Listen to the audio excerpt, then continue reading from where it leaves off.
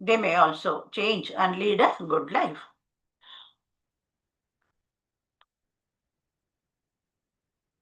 Now, let's bless Vedadriyam.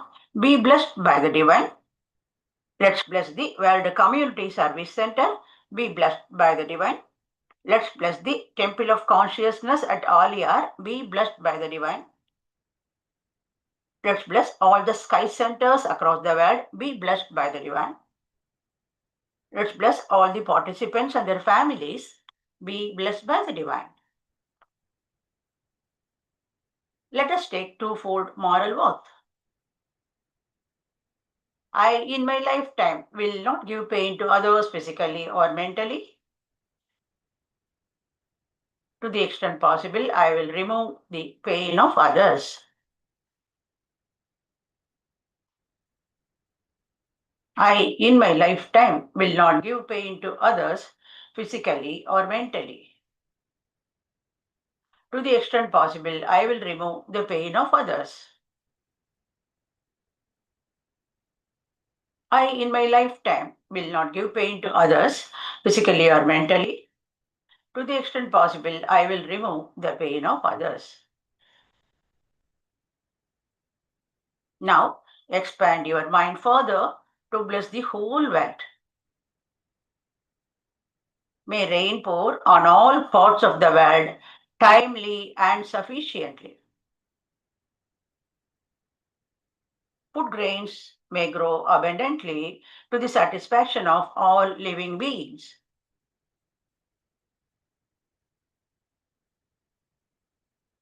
Leaders of all nations may grow spiritually and do good service to humanity.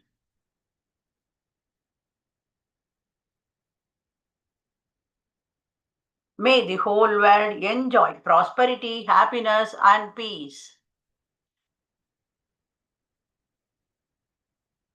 May the whole world enjoy prosperity, happiness, and peace.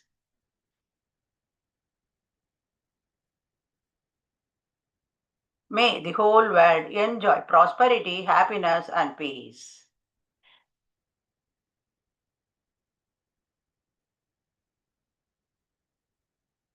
May peace prevail within us. May peace prevail around us.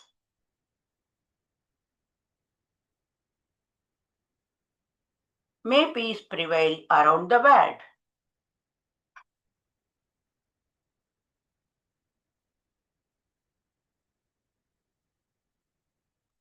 Peace, peace, peace.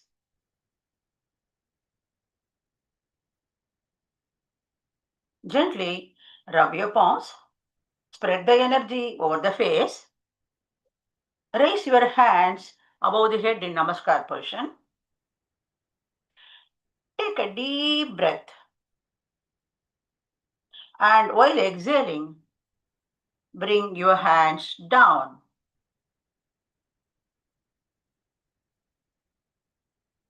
Gently open your eyes.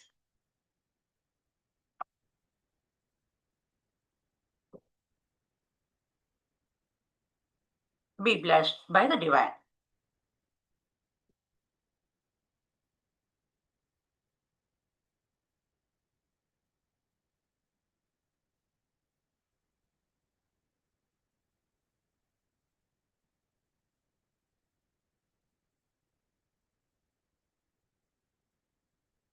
On behalf of Sky Yoga Online English Meditation Group, I am Bharati, welcoming you all once again to today's special program.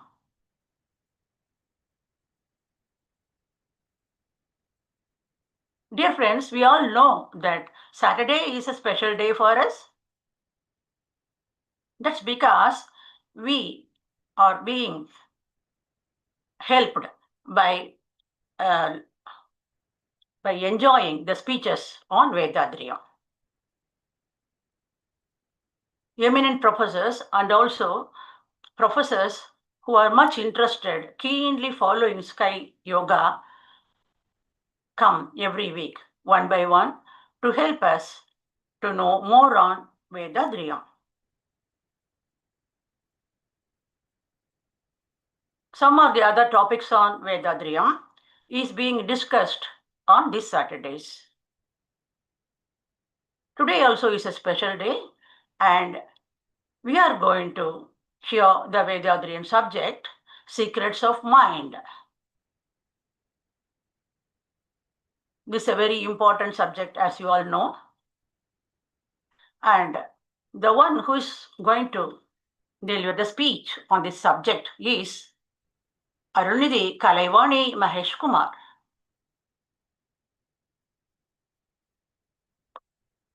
Before handing over the mic to her, I'd like to just give a small intro about Kalaivani Mahesh Kumar. Kalaivani Mahesh Kumar is from Alberta, that is USA. She is working for Alberta government, and she has a bachelor's degree in physiotherapy and a diploma degree in health management. She is keenly associated with Sky Yoga, and she is volunteering activities of Sky Calgary Center. She is also teaching online for Sky Kids School, North America. We are very happy to invite you, Kalaivani Mahesh Kumar, and we are all very eager to listen to your speech on the topic, the greatness of mind, an important topic of Vedadri Maharishi. Welcome, Professor Kalaivani Mahesh Kumar, and over to you.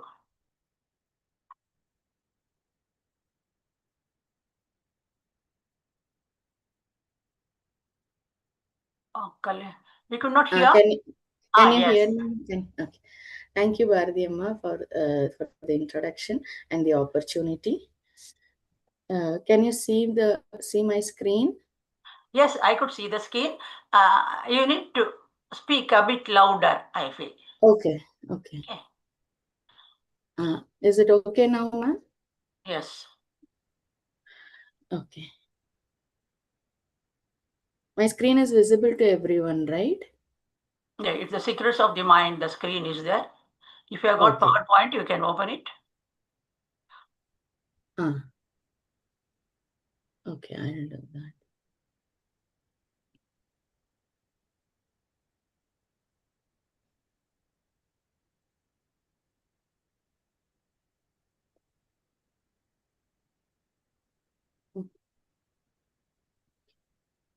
Okay. வாழ்க வையகம் வாழ்க வையகம் வாழ்க வளமுடன் குரு வாழ்க குருவே துணை. This subject of mind has been in debate for many ages.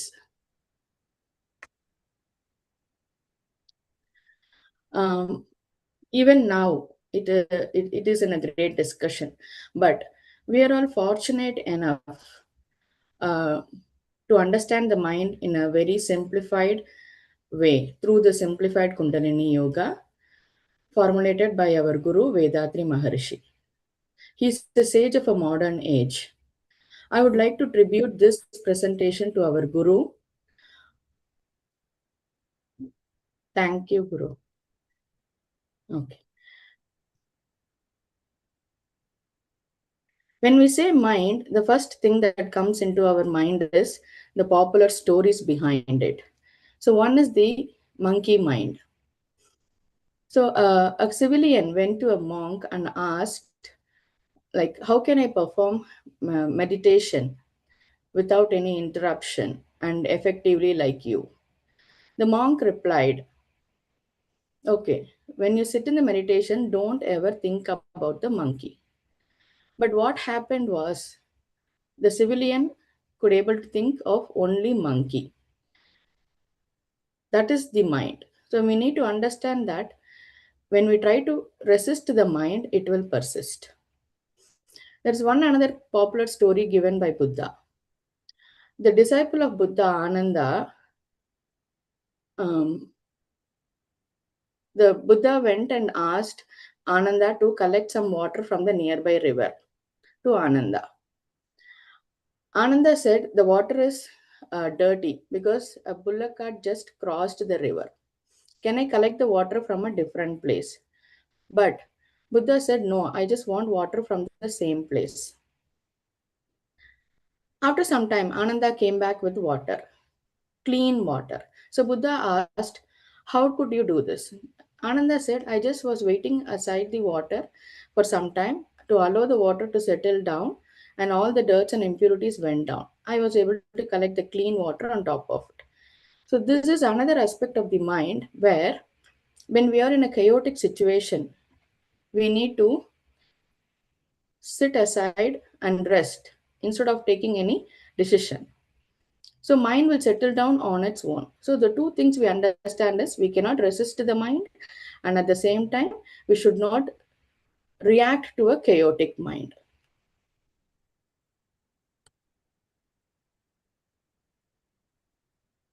Oh, sorry, this is the screen for the stories.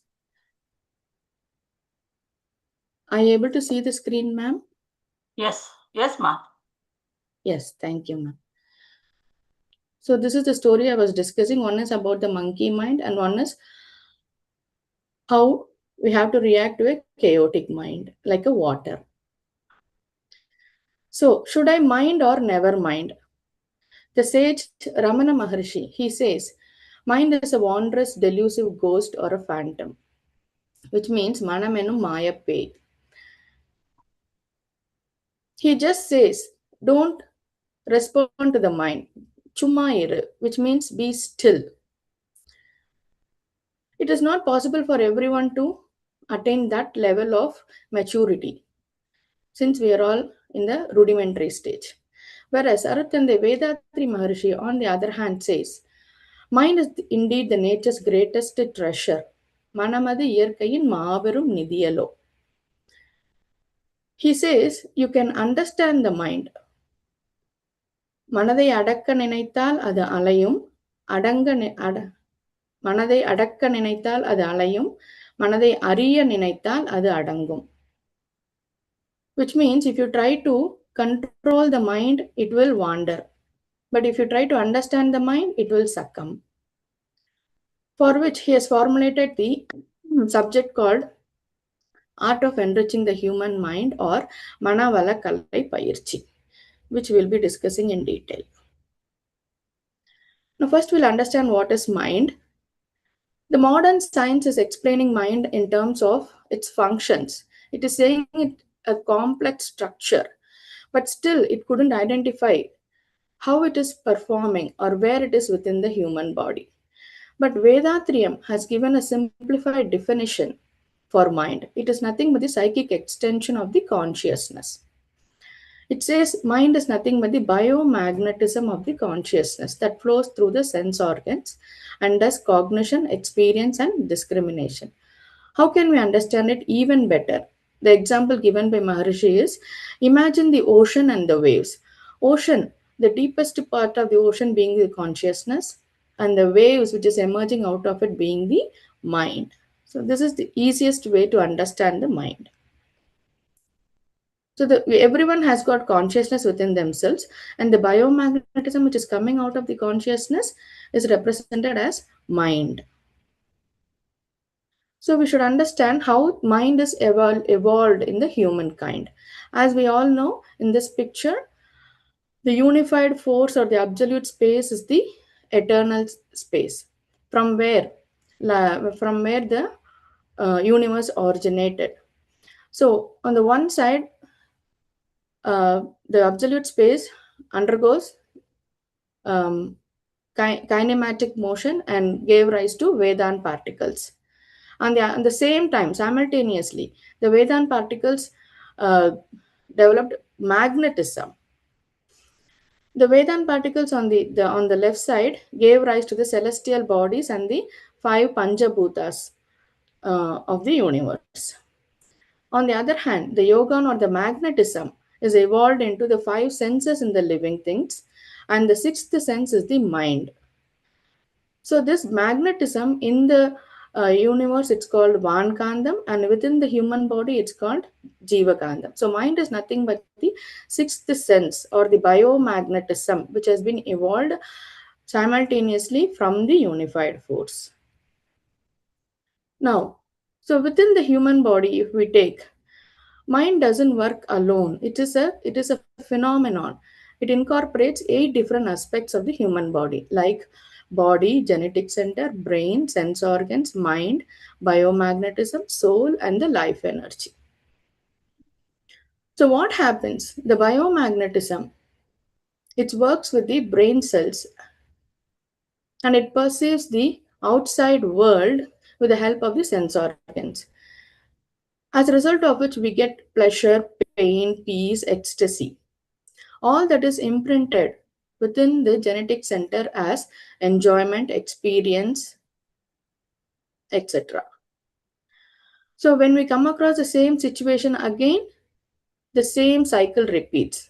The example is a sweet. The first time when I eat the sweet, I see the sweet, I taste the sweet through the body part, and the sense of taste is imprinted within my brain through the mind and the genetic center. So the next time when I come across the same sweet, I tend to I intend to eat it again, taste the sweet again. So that's how mind works in a repetitive function. Whatever that the mind goes out and collect it, that is that will be imprinted within the brain and the genetic center. The brain being the primary source of storage, and the genetic center being the secondary source of storage. Now in this picture, I have mentioned that mind is just a tool. It is just a vehicle. How? So imagine a camera roll. In a film roll, the director captures all the audio and the visual images within the camera roll. And in the camera roll, when it is set into the projector and projected in front of the big white screen, the same images which is recorded within the camera roll is projected in the white screen. The same way, the mind functions just like a tool. With the help of the biomagnetism, it receives all the informations from outside, and it gets stored within our brain and the genetic center. When I think about the same situation again, it projects through the brain and it shows me the whole picture again in a magnified way. Whereas in the genetic center, the imprints are recorded as a small dots. This picture again represents how mind is imprinting. Take the example of a computer. I feed an information to the central processing unit, and it is recorded in the primary memory and secondary memory. And when I want to retrieve the information, um, when I open it, it gives me the information once again. So within the human body, the brain is the primary memory, and the genetic center acts like a chip or a computer chip. That's what Maharshi explains. Genetic center is a very powerful computer chip. Nothing can escape from the genetic center. Everything, whatever we see, whatever we hear, everything will be recorded in the genetic center. So it's very important to keep the genetic center pure in order to have a good imprints. Now, what is the whole process going on in the mind? First, I develop the sense, and then there are 10 stages. So from the consciousness, I develop a sensation for some kind of feeling, and then it goes with the need, zeal, action, result, enjoyment, expression, research, realization, and conclusion. So the destiny of mind is it ends where it begins. So the sensation begins from my consciousness. From there, it undergoes all the 10 stages. And once again, it comes back and gets stored within the consciousness. So the destiny of the mind is where it begins, the same place it ends.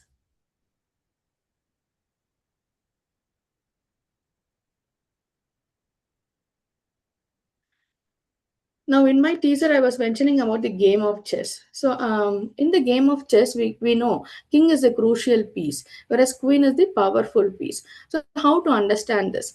In the game of chess, we know the queen has more powerful. She can move in any direction to protect the king. But when the king is checkmated, the queen has nothing to do. She lost all her abilities to wander around. See, that is the fate of the mind.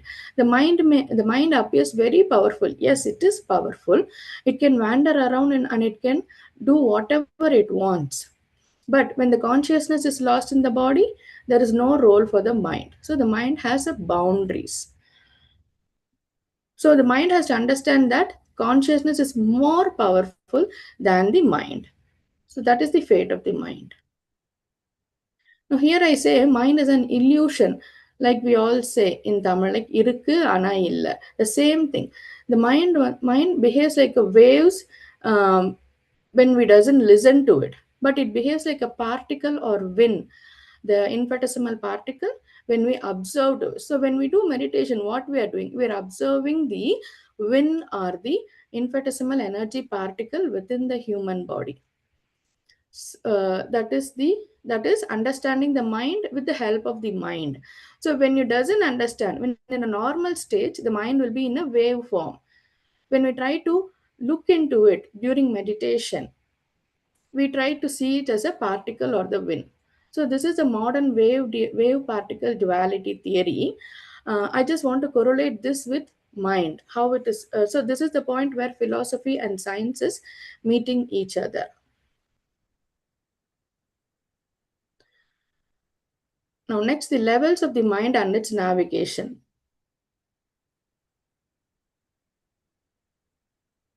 So Maharishi has given the poem for it. மனிதனிடம் புலன் உணர்வில் அது விரைவு கொண்டு மனம் என்னும் புதினம் ஜீவகாந்த அலைதான். மனிதனிடம் புலன் விரைவில் அது விரைவு கொண்டு மனச்சுழலோ வினாடிக்கு 14 முதலாய் மாறி பல நிலைகளிலே 40 வரைப்போம். மனமது அகத்தவ ஆக்கினை துரியம் இவற்றில் மலைப்பின்றி 8 முதல் 13 வரையாம். மனம் சக்தி களம் நிற்க 4 முதல் 7ஆம். மறைப்பொருளாம் சிவகலத்தில் 1 முதல் 3ஆம். So this poem is what is explained in this picture. So mind works at the 3 different levels. One is the conscious level, next is the subconscious level, and third is the superconscious level. The fourth level I'll discuss in a bit.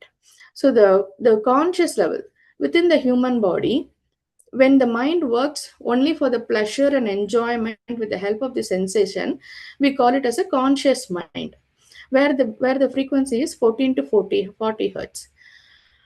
When it works in the subconscious level, we call it as a tranquil state, which means the subconscious mind can exist alone. Here the mind frequency will be 8 to 13 hertz. Especially when we do this Agnya and Duriya meditation, the subconscious mind is activated, and it can work independently, and it can guide us in all the circumstances of our life. The third is the superconscious mind, which when we do Duriyadida meditation, the mind unites with the Shakti Kalam. At this stage, the frequency is 4 to 7 hertz. So the superconscious is the most powerful state of the mind. Whenever we take the mind to the superconscious states, it understands that I am not powerful. The superconsciousness or the eternal state is more powerful. So in order to teach the mind that there is something more powerful, more supreme, and more eternal existing in the universe, we are taking the mind to the superconscious level or the Shakti Kalam. The last one is the unconscious mind, which is the Shiva Kalam state, which is also called Brahma state. It is a delta level 1 to 3 hertz when we do the Shiva Kalam meditation. It is like not everyone can attain this stage, but with practice it is possible. That's what Maharishi says. Now, how can we understand it even better, these 3 levels of mind? Like say, for example, in an office setup, you have a employee stage, that is the conscious mind. You have a management state, management level, which is the subconscious state, and the third is the directorate level or the CEO level, which is a superconscious mind.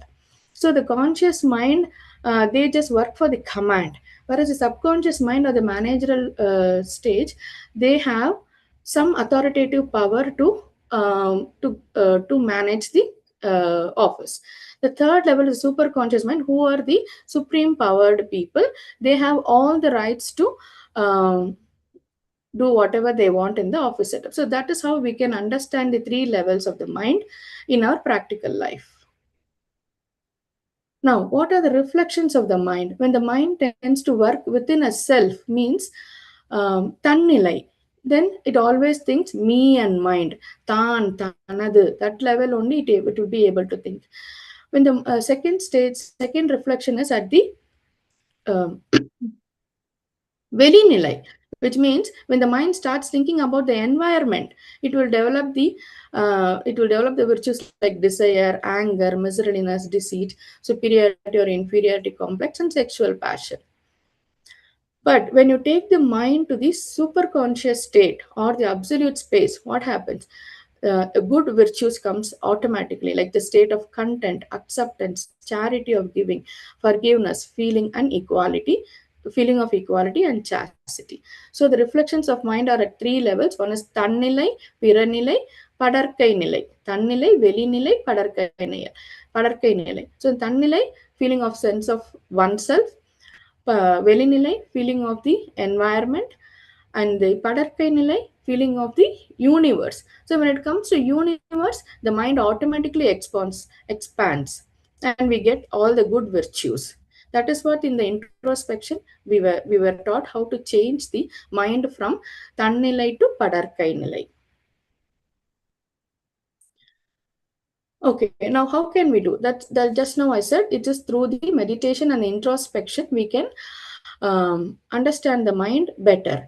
That's why Maharishi has formulated the Kundalini Yoga. So what is Kundalini Yoga? Is understanding the mind with the help of the mind.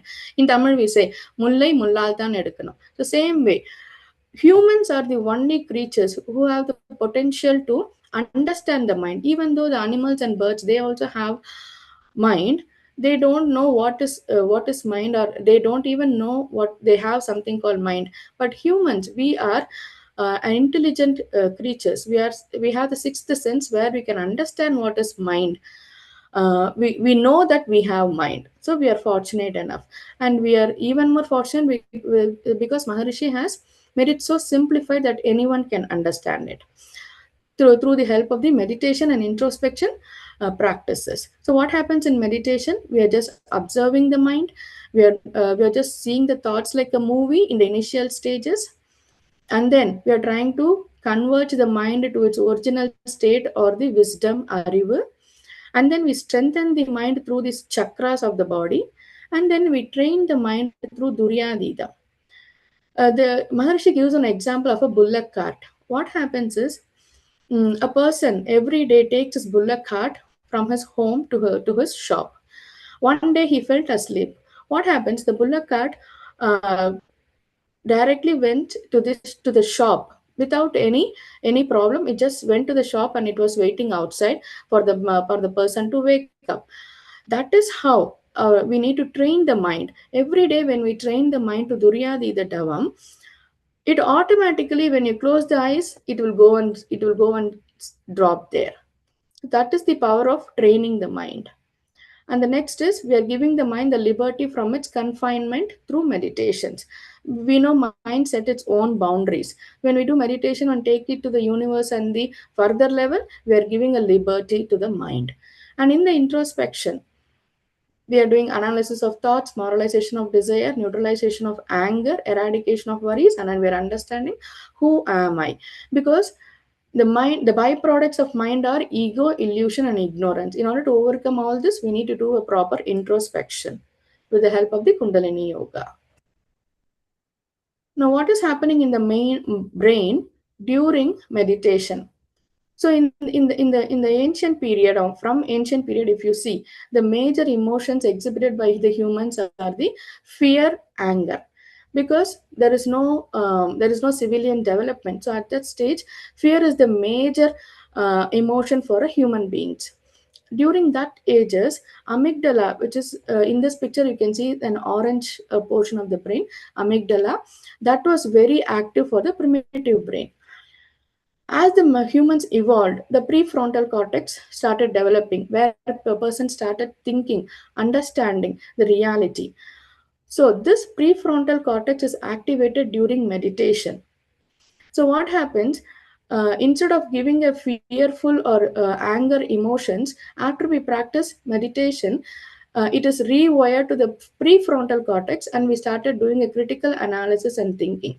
We are not going to the primitive response of fear or showing anger. So there is a rewiring happening within the human brain following meditation. Or you can say, in the other hand, a reflex response is halted. Like when we touch a hot object, we just take the hand away. This is a reflex reaction. Same thing when we see something fearful thing happening around the mind, immediately the heartbeat starts beating and we starts responding in a fearful manner. But when we do meditation and other practices, other sky yoga practices, we are able to overcome this reflex reactions. That's what Maharishi says, பழக்கத்தை விளக்கத்தால் மாற்றலாம். Habits can be changed by the explanations. Now, this is one popular story from Zen about harnessing the mind. Now, the horse is galloping quickly, and it appears that the man on the horse is going somewhere important. Another man standing along the side the road shouts, "Where are you going?" And the first man replies, "I don't know. Ask the horse." This is what is the situation for most of us. We just ride over our mind. The mind goes very fast without knowing where it is going. So we also tend to go along with the horse, along with the mind, and that results in enmity with our family and friends. So how to harness the mind? This is the popular story, Zen story of for addressing how we are going along with our mind. So how to harness the mind? So in Hindu mythology, you might have seen this picture. When I was young age, we had this picture in our home, but at that time I don't know what is the reality behind it. But now, after coming into Vendatrium, I understood that this in this picture, the Krishna is believed to be the consciousness, whereas the 10 horses is believed to be the mind. The mind goes very fast. It tends to go very fast out of the consciousness. But the consciousness or the Krishna has the power to harness the mind, like how a trained jockey who can harness the better than the untrained mind. Therefore, if we train our mind to stay within the consciousness, it will not end up in any disaster. Hope I made it clear with this picture. So it is nothing but mind is powerful only when it is within the consciousness.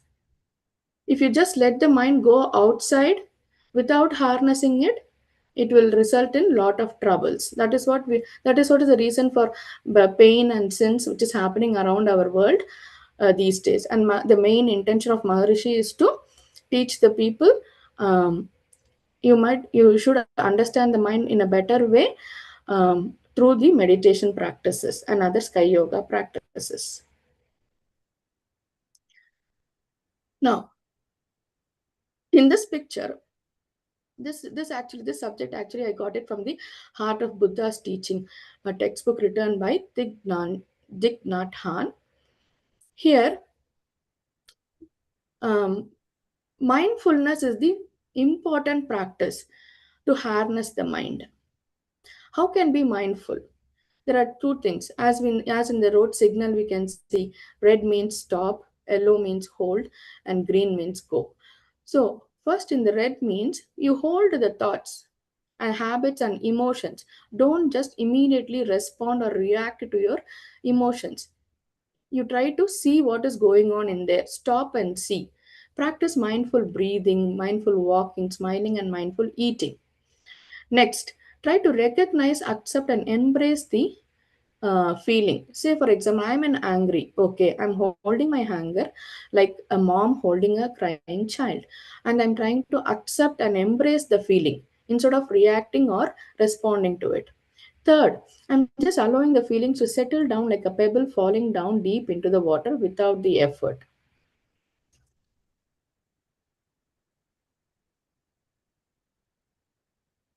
So live the moment, wither the past feelings without anxious about the future.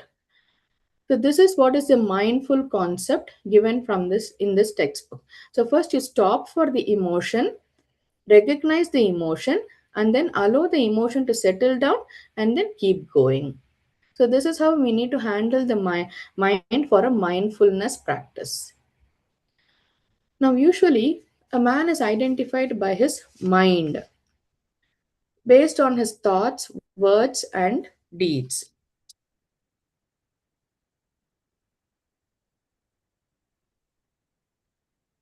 Maharishi has written the poem எண்ணம் சொல் செயல் என்ற மூன்றினாலும் எவர்க்கெனினும் தனக்கெனினும் இன்றோ பின்னோ இன்னுலகில் உணர்ச்சிக்கோ கற்பனைக்கோ மாசு எனும் துன்பம் எழா வகையினோடு வாழ வேண்டும். That is what Maharishi says. So we should be, our thoughts, words and deeds should be pure, because people identify us based on how we think, what we say and what actions we do. So in order to be a good person to the society, our thoughts, words and deeds should be clean and clear. So for thoughts we have meditation, introspection and silence practices. For words we have blessings, not just for ourselves, it's for the entire world. And for deeds we have, when we understand the cause effect relationship given by Maharishi, we can overcome the habits with the explanations. When we come to know that if I do this, this will be the result, then I will stop doing that, and that way I can protect my deeds.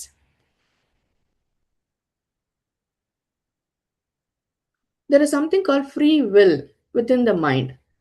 How to make use of it? Like most of us are prisoners of the mind, like Annamaya Kosha, Manonmaya Kosha, Pranamaya Kosha, Vijnanamaya Kosha, Anandamaya Kosha. So koshas are like illusions. So we get trapped within all these illusions. Mind sets boundaries, resulting in ego, illusion and ignorances. Mind sets limitations and it also creates its own stories. So when we are trapped within the mind, we will be within this circle, within this vicious circle, doing the same repeated thing again and again and again and again. But there is something called free will, which we can make use of it and give the liberty the mind it actually needs. Now when I was watching a television show about travel channel about Africa, I saw the picture of, I saw the a prison where Nelson Mandela was imprisoned for almost 18 years. I was wondering how a person in this such a small place, living his life for almost 18 years, able to think something very noble and giving freedom to the people of his country. He is not in a freedom, but he want to give freedom to the people of his country.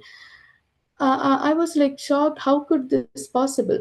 Then I realized he wants to he kept his mind free. Even though he is physically bounded to a small place, his mind is not bounded. His mind is set in freedom. Everything, his thoughts were beyond his prison, and his dreams were filled with compassion to their nationalities. That is how great leaders like Nelson Mandela, Mahatma Gandhi, Jawaharlal Nehru, Martin Luther King, Aung San Suu Kyi, they were all imprisoned for their thoughts. But that doesn't limit them. They set freedom to their mind.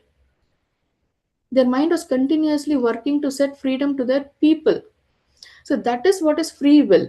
We have to choose whether we have to be within the prison of within a vicious circle, or within the prisoners of ourselves, or set aside and think out of box. That is where free will comes into action. Now, as we all know, the body and the mind are interconnected. A strong body means a strong mind, and vice versa. Whenever there's a change in the body's blood flow, airflow, heat, and soul energy, the biomagnetism will bring some change in the mind. And scientifically, it is called as psychosomatic disorders. Examples are stress, anxiety, depression, cardiovascular diseases, digestive system diseases like irritable bowel syndrome, ulcers, and respiratory disorders. All this is interlinked to the mind. If you fail to keep the mind healthy, the body will be affected, and in the vice versa, if the mind is affected, the body will the body will be affected. So how to mind our thoughts?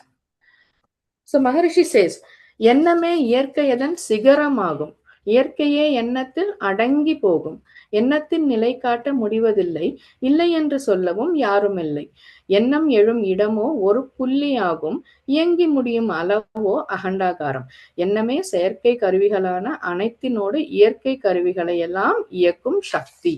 So he says mind is a supreme action of the universe, and it's a building blocks for the successful life.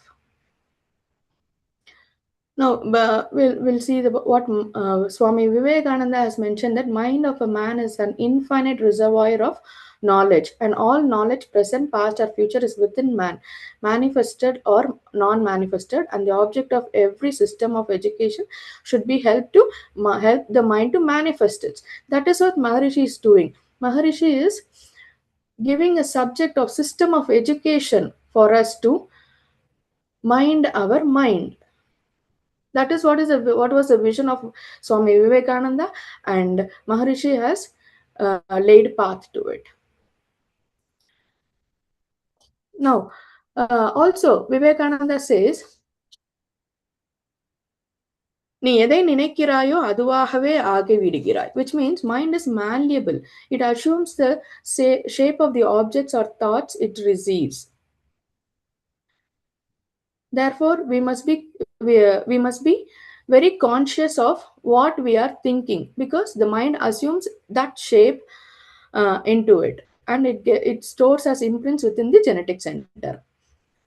Now, another example is how to tune the mind. Like we all know, in a radio, if you keep in particular station, we can hear only the song received from through that channel only. Same way, like if I search for something in the social media, I will be continuously fed on the same results in my phone. Same way, if I tune my mind to something, like say for example, I search for some food, the mind will think about the food only repeatedly. So tuning the mind is very important, and what to tune is even more important. Now we can eliminate the unwanted thoughts, and we have to refill it with the pleasant thoughts.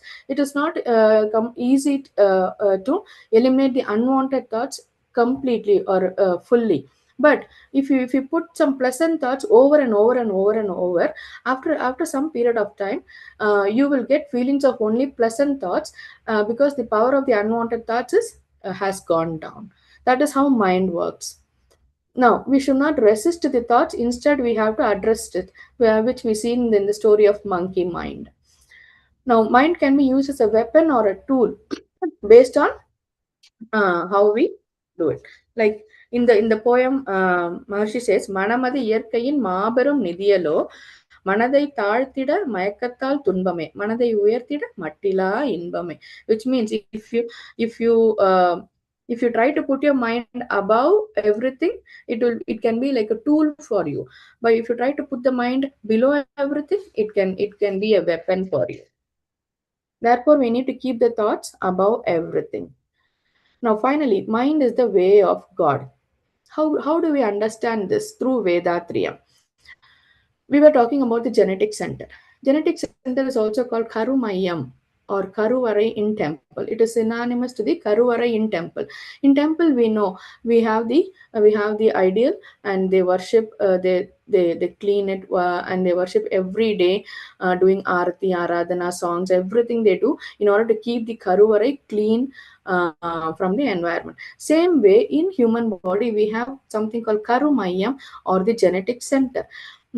That is within our Mooladhara. So this genetic center, as Maharshi explained, it's a super chip. It has the ability to collect all the information right from my age of 3 till now. Whatever I have did, everything is getting collected in the genetic center. And this genetic center is a super chip. What happens when a person dies? The mind also dies with him. There is no role for mind. Mind is just a vehicle. It's gone, no more. Whereas the super chip or the genetic center or the conscious particles, they escape into the universe and it takes a new life. So the new life depends on what is stored in the genetic center. That is why it is very, very important to keep the genetic center clean. And also the genetic center of the humans is interconnected with our planets and the divine. That is called quantum entanglement. In the recent science, they say if you disturbed one particle here, um, and the other particle in the another state is also getting disturbed. Scientists are still trying to identify what is the reason behind it. When a two particles separated from of an infinite distance, even at infinite distance, if I disturb one particle on this side, the other particle on that side is getting disturbed. But in Vedatrium, we have the answer for it. The genetic center of the humans here in our planet is interconnected to the genetic center of the planets that is rotating in our solar system and the divine. So if I disturb something over here, the genetic center interconnects with the divine state, and there it is getting some changes, it's creating some changes. So it is highly important to keep the genetic center clean and clear in order to reach the divine state. Dr. J. Krishnamurti says observer is being observed, which means the genetic center is watching everything. I am watching the outside world, and whatever I'm watching in the outside world is being observed in the genetic center. This is what is called observer is being observed. So we need to be conscious of what we are doing to ourselves and the environment. And the strong affirmations and manifestations are the key to attain the divine state. Why manifestation? Bharatiya says, பாவனை ஒன்றே போதுமே பரமனை காண. We all know the divine state is pure, sutta veli. Just imagine during the meditation and any time, not just meditation, and any time, everywhere, imagine the divine state. That strong manifestation is enough to attain the divine state. How can you manifest? Only with the help of mind. I cannot go directly to Shivakalam. Physically, it is not possible, but my mind can go anywhere. That is the power of the mind. So if we use the mind properly, it will give good results. In Bhakti Margam, we worship the God ideal, we do mantras, we do slokas, we chant every day. All that is done to bring the mind to one state from diversification. Whereas in Dhyana Margam, we imagine the face of our great gurus and we practice meditation called Duryadhita Davam, where we take the mind directly to the divine state. There is no second step. For step one itself, going to the divine state. That is the power of the Jnana Margam. So when we train our mind to practice Duryadhita Davam, there won't be any fear of life or death, because we know what is happening here and what will happen after our death. So there is no any fear at all. That is the power of Jnana Margam given to us through Vedatriyam. Thankful to Guru. Now we have come almost to the end of the presentation. Here I have collected some checklist or tidbits.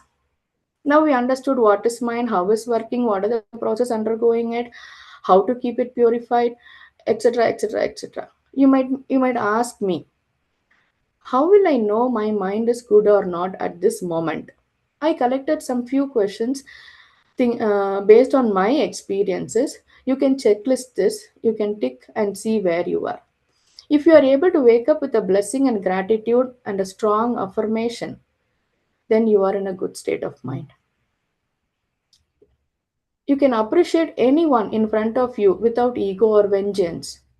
I can help anybody without expectations. I can say sorry even if it was my mistake. Because most of the people hide their mistakes. They don't want to say sorry. Their ego actually blocks them. Now, if I am able to see goodness in everyone, even though they have wounded or betrayed me, then my mind is in a good state. I am able to talk only about me and other person conversing when we meet. Means I'm not talking about a third person. Then my mind is in a good state. I'm able to ignore the mistakes and forgive people instantly without showing any attitude. Then my mind is in a good state. People, when they say I'm trustworthy, you can share secrets with me. Yes, I'm in a good state. And I have the ability to take both appreciation and criticism equally. Yes. And it's my ability to say no or ignore that circumstances which will disturb my mind. Yes, I'm taking a step to say no and ignore the people or the circumstances who can cause disturbances in mind. Yes, you have a strong mind. Above all, once I close my eyes, I'm able to sleep. What else is needed? It means that my mind is light, full of love and gratitude. So you can. This is not the. This is not something from. I took it from outside. It based on my experience. I realized these are the ways in which. Which exhibits the mind is a person of the mind of a person is really good. Now, if you think there is something lagging with you or your family members, bring them to Sky Yoga. Teach them, let them learn meditation and introspection practices. Once that is all done, they will have a better mind, a better environment, and a better life. So, what are the major takeaways of today's presentation? Is watch your thoughts, don't react. I'm not the mind, I'm not the body, but I am the super consciousness or the eternal force or the Anma. Practice silence, breathing, meditation, and introspection regularly to sharpen the mind. Find time to blend with the nature, reduce the screen time. Healthy body is the healthy mind, and vice versa. Being thankful for every moment of life that we have. Understanding the original state of mind is to be happy and peace. Mind always want to be happy and peace, but we are the one we are putting the mind into trouble and creating all the chaos around us. So we should always give its original state of happiness and peace to it. And finally, pure mind is the house of God. I have one picture fine at the last. You can see a deer. It's a pregnant deer. It is undergoing threats from the lion, hungry lion, from a hunter on the other side, a forest fire, a cloudy sky. But what did the deer do? It didn't do anything. The nature takes its role because its mind is so powerful that it's able to maintain stillness in spite of all the chaos happening around it. So what happens? Um, the nature took the action. The rain poured and it cleared the fire. Same time, the hunter killed the lion and the pregnant deer is saved. That is the power of mind. That is how we need to harness it with the help of the nature or the super consciousness. And to today's presentation, I took the references from Anavalakalai book, Part 2, Jnanamum Malvam, Brahmanyanam, Mind, Heart of Buddha's Teaching, and some medicine links.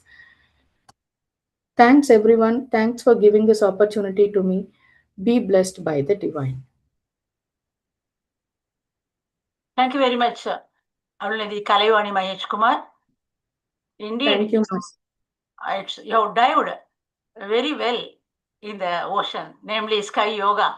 And your references, your quoting of references and all shows how much you have involved yourself in giving this speech today. Yes, a wonderful speech it was. This mentioning of bullet caught, when you tell about this Turyadita, and then also comparing these frequencies and all with the radio. Yes, it was very nice. And also you quoted about Ramana Maharishi, Vivekananda, JK, everyone, apart from our Guru Vivekananda Maharishi. Wonderful it was. Thank you.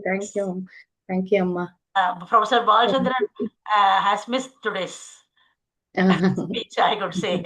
Yes. Yeah, I really Yes. miss him. I was thinking that he will be here to guide me. He's a bit indisposed. He will. That is when you come next. That is at the earliest you will come again to give us a speech, and Okay. that is so. It was so interesting and very nice. It was. Thank you very much, Kalayvani. You. And All Professor good. Lakshmi Palaniappan has written very important topic, very nicely explained. And dear friends, anyone want to express any questions? Kalivani is here to answer you nicely.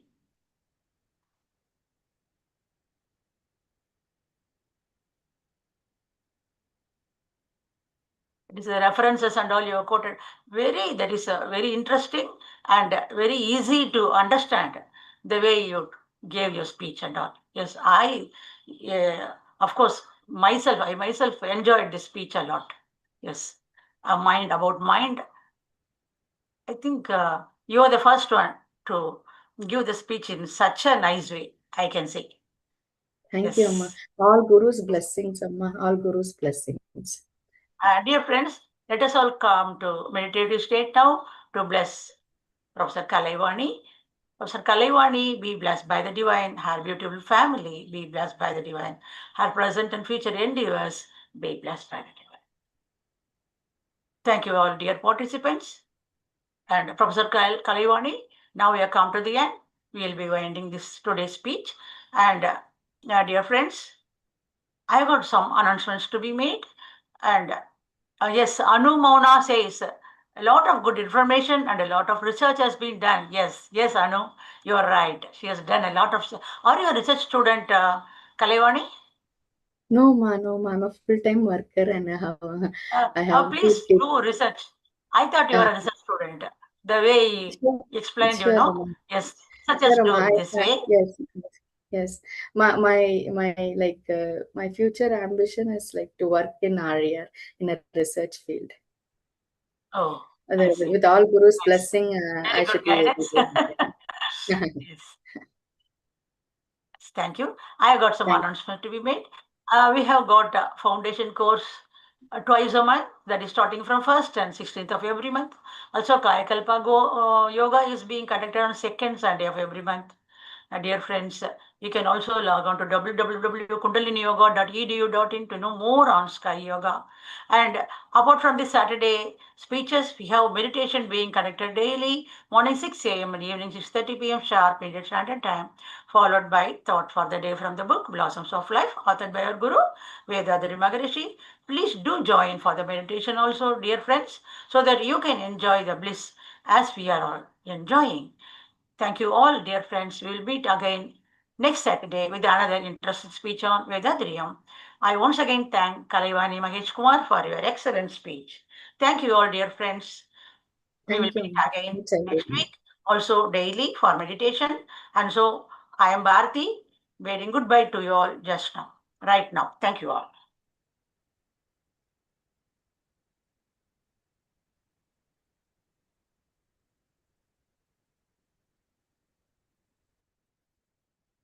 Yes, Professor Balasundaram, you can speak. You can see the speech in the website. That is www.kundaliniyoga.edu. You can go there. You can find out.